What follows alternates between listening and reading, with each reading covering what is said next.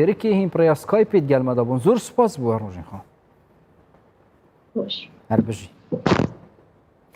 Li Bakurê Kurdistanê û Tirkiye ji wî pêşlêgirtina belavbûna vîrusa koronayê roja şembî û yekşembiyê hato çûn hat sinûrdar kirin. Êzên asayişê jî li Diyarbekirê kesên ku rênman bin pê dikin sizad din.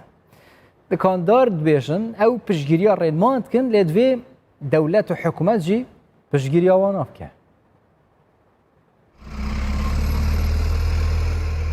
Li Tirkiye û Bakur haletên tuşbûna vîrusa koronayê rojane ji 3,000 zêdetir tên tomarkirin. Ji ber pêşîlêgirtina belavbûna vîrusa koronayê, Desthilatdariya Tirkiyeyê 5 û 6 mehê an roja şem û yekşemê hatûçûn sînûrdar kir. Li Diyarbekirê jî asayiş li ser her cade û kuçeyan venêranê dike û kesên ku rênimayan bin pê dikin siza dide. Her dîsa ji bilî dermanxane, firin, restoran û şîrînahî firoşan hemû dikanên din girtî bûn. Dikandar dibêjin ew jî piştgiriya rênimayan dikin. Rêbelê bi vê danûstandina kêm nikarin li ser piyan bisekinin. Destek mecburi bidin. Yani vay ev derkistinin, yapılandırma derkistinin jibo deyna. Yani yapılandırma xwa çekin. Çağa bidin. İştine. Megirtiye. Müşteri nagirindir. Paket servisi. Roy peşeş 10-20 haba bejat ufrod. Tibi bana peri işçiye tüye bidi. Tü kira xwa bidi. Fatura xwa bidi. Şava. Yani destek nedin mi?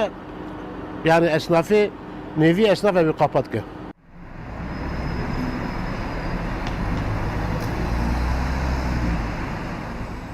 Li Diyarbekirê rêjeya pabendîbûna rênimayan di asteke berz de ye. Ji bilî xebatkarên tendurustiyê, erkdarên ewlekariyê, tîmên alîkariyê, cûtkar û rênçberan hemû welatiyên din bû maveya 5-6 demjimêran dê ji malên xwe derdekevin. Lêbelê, restoran vekirîne û tenê dikarin li ser daxwaza welatiyan xwarinê bibin malê wan. Xwediyên restoranan dibêjin bi vê avê aşê me nazivire. نقاشی ماشاءالله işmiş ana destime de nemayi yani o ده personeli sana 5-6 abder xistine ده bas sahabat şogule ev zaten iştuni emlikarın masrafı derken o kirayı yani hakkı ciranı valla yani am geç esnaf içeride geç mesela geç zarardayı valla yardım dukhazın destek dukhazın usana ben yani Di pêvajoya koronayê de herî zêde, dikandar û bazirgan bandûrekê neyînî dibînin û dibêjin rênima baş in, lêbelê piştgirî kêm e. Li Sûk û Bazara Diyarbekirê jî di çarçovaya sînûrdarkirina hatûçûnê de deriyê piraniya dikanan jî girtin e. Her wiha xwediyên van dikana û xebatkarên van dikana niha li malên xwe rûniştine lêbelê ev kargehên wayên ku pêdevara xwe dikin deriyê wan bi awayekê bi vî rengî hatine kilîtkirin hatine girtin. Lêbelê hindek dikan jî hene, hindek dikan hene ku an esnaf hene ku deriyê dikanê wan vekirîne weke şîrînahî firoşan, an wekî firnan lêbelê xebatkarên van cihan jî ekseriyeta wan li hundur wisa rûniştine û li benda müşteriyan e. Ev xebatkarên ku deriyê dikanê wan girtî û vekirî piştgiriya rênimayan koronayê dikin. Lêbelê ew dixwazin ku hikûmet bi awayeke zêdetir piştgiriya wan bike.